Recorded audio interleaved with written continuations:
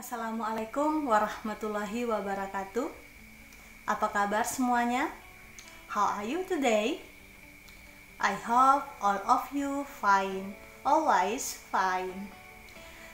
Kali ini saya Irianti dari SMA Negeri 2 Sebulu akan menjelaskan materi kelas 12 tentang korosi. Ada yang tahu tentang korosi? Ya, betul. Korosi disebut juga sebagai perkaratan. Ya, korosi ini disebut juga sebagai perkaratan. Pengertian korosi sebenarnya apa sih? Pengertian korosi adalah peristiwa teroksidasinya suatu logam dengan oksigen yang ada di udara. Itu disebut sebagai korosi. Bisa juga disebut sebagai korosi itu adalah peristiwa redoks atau reaksi redoks antara logam dengan zat-zat lain yang ada di sekitarnya membentuk senyawa-senyawa yang tidak dikehendaki. Itulah yang disebut sebagai korosi. Apa saja contoh dari korosi? Contoh dari korosi itu adalah perkaratan besi. Untuk memperlambat korosi suatu logam, maka biasanya kita hubungkan logam tersebut dengan logam lain yang lebih mudah teroksidasi atau yang memiliki S-sel atau potensial sel yang lebih kecil.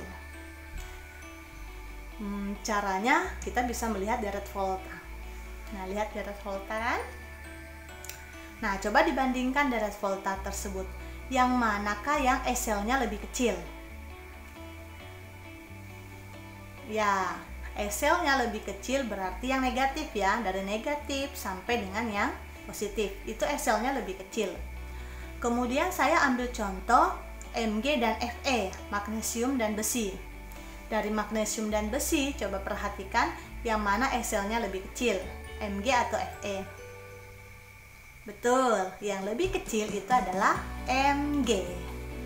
Potensial sel yang lebih kecil antara Mg dan F itu adalah Mg. Dari sini kita bisa bilang bahwa Mg itu kan memiliki S-sel yang lebih kecil atau potensial reduksi yang lebih kecil.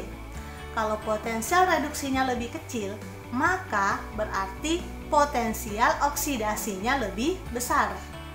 Kalau potensial oksidasinya besar, berarti dia mudah mengalami oksidasi. Masih ingat pelajaran yang dulu? Zat yang mudah mengalami oksidasi disebut anode atau katode. Betul. Jadi zat yang mudah mengalami oksidasi disebut sebagai anode. Betul. Berarti Mg itu adalah anode. Apabila Mg kita gunakan untuk melapisi Fe, maka Mg ini disebut sebagai pengorbanan anode. Kenapa disebut sebagai pengorbanan anode? Karena Mg ini akan lebih duluan teroksidasi baru Fe.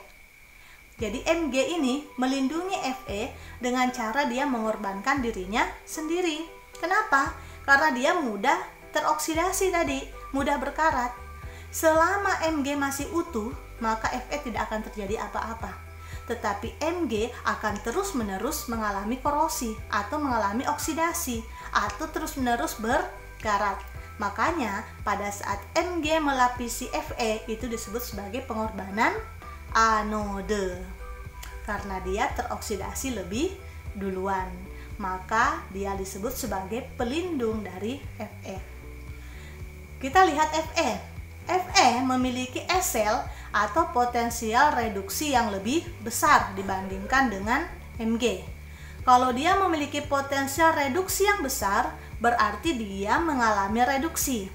Apa tadi kalau mengalami reduksi? Ya, betul. Zat yang mengalami reduksi disebut sebagai katode. Benar sekali.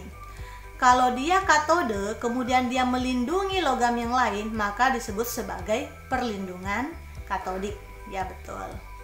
Jadi pengorbanan anode apabila zat yang S-selnya lebih kecil melapisi zat yang S-selnya lebih besar.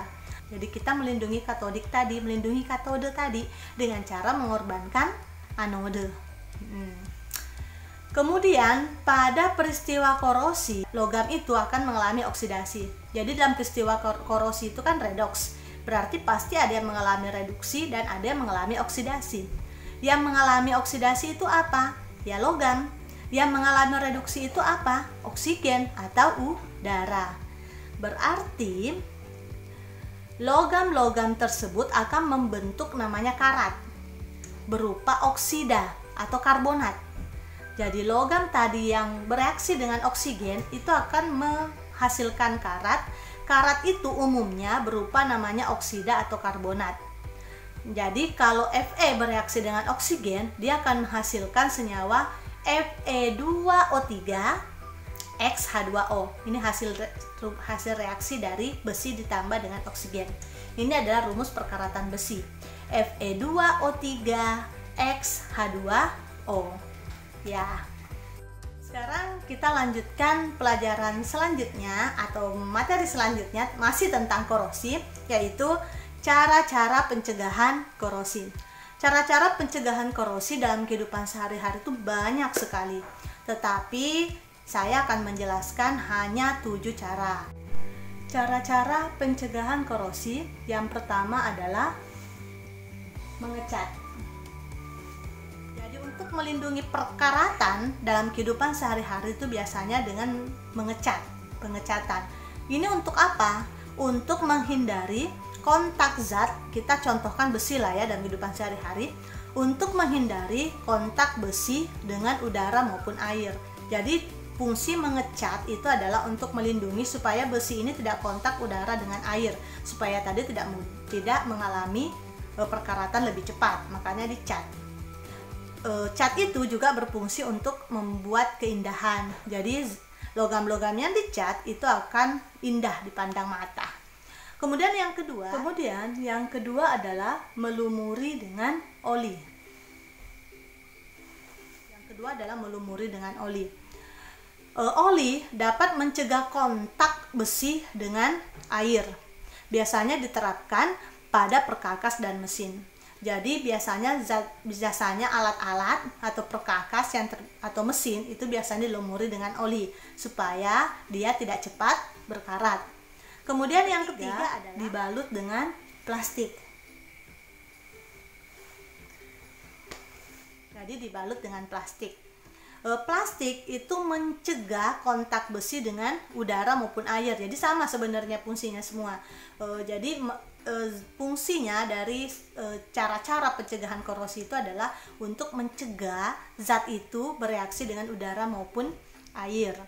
Jadi kalau dipelapisi plastik juga sama tadi, untuk mencegah supaya besi ini tidak kontak dengan udara maupun air. Contohnya apa? Contohnya itu adalah rak piring atau keranjang sepatu. Biasanya kan dilapisi plastik tuh bahan barang-barang tersebut. Itu sebenarnya fungsinya adalah untuk mencegah perkaratan atau korosi. Kemudian yang keempat adalah dengan pelapisan timah. Jadi besi biasanya dilapisi dengan timah.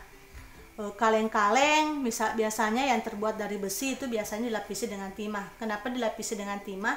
Ya karena eselnya timah tadi itu kan lebih kecil daripada eselnya besi, makanya dia bisa melindungi besi dengan pelapisan timah. Kemudian adalah galvanisasi, pelapisan dengan seng. Galvanisasi itu disebut juga pelapisan dengan seng. Pelapisan dengan seng itu biasanya besi itu dilapisi dengan seng, misalnya pipa-pipa besi, kemudian tiang telepon, kemudian badan mobil. Nah, prinsip ini disebut sebagai prinsip perlindungan katode. Jadi kalau besi dilapisi dengan seng, biasanya ini disebut sebagai perlindungan katode. Kemudian yang keenam itu adalah pelapisan dengan krom atau chroming plating. Chroming plating biasanya contohnya pada bumper mobil atau besi baja yang dilapisi dengan krom. Jadi biasanya pada bumper mobil itu bumpernya dilapisi dengan krom. Itu untuk mencegah apa? Untuk mencegah korosi. Kemudian yang ketujuh adalah pengorbanan anode. Penggunaannya itu adalah melindungi pipa baja yang ditanam di dalam tanah. Jadi contohnya adalah melindungi pipa baja di dalam tanah, makanya dia di situ ditanamkan pipa magnesium. Ditanamkan magnesium. Untuk apa? Supaya magnesium ini nanti lebih cepat teroksidasi. Jadi untuk apa pipa magnesium? Itu untuk melindungi besi baja yang ditanam di dalam tanah. Jadi yang nanti teroksidasi itu ya magnesiumnya duluan, karena dia melindungi pipa baja tadi. Itulah cara-cara pencegahan dari korosi. Jadi pengertian korosinya bagaimana, kemudian proses terjadinya korosi seperti apa tadi, kemudian zat-zat kimia atau zat kimia, senyawa kimia yang dihasilkan oleh peristiwa korosi, kemudian cara-cara pencegahan dari korosi. Sudah saya jelaskan.